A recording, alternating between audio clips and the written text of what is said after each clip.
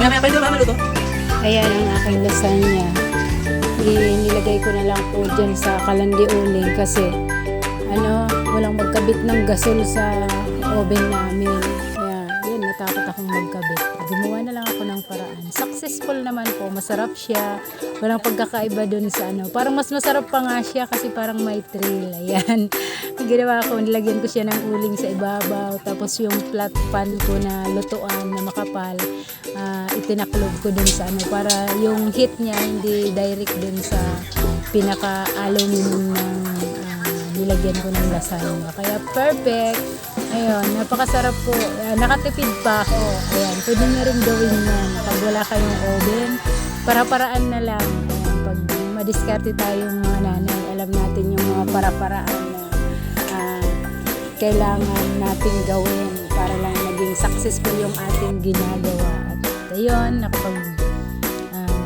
nag-barbecue na rin ako. Yan, kasi ayun, today is my birthday. Yan. Simpleng handaan, simpleng celebration, basta mairaos lang.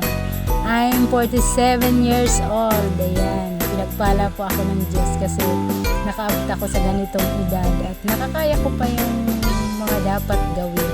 Ayan.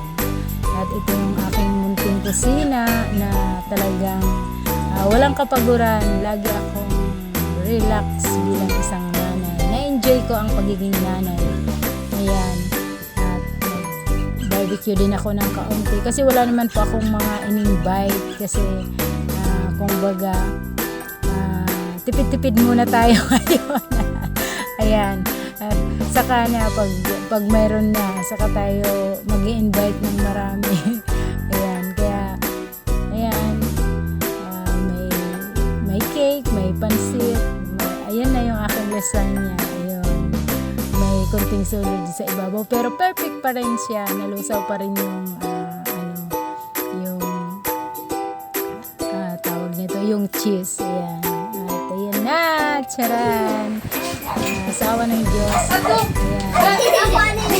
Simpleng celebration. Baos lang. Basta magpasalamat tayo ng lakas, malusog, walang karamdaman. Masaya tayo pag may nagpapakain din tayo. Yung bulti. Hoy, sama-sama tayo. Dali! Kasi wala kami masyadong kapitbahay dito kasi dali na, kain na kayo. Pagpasensya ng kaunting masaya. Sige na Gin. Ako po'y nagpapasalamat sa inyo sa inyong pagsuporta sa Manay Self Vlog.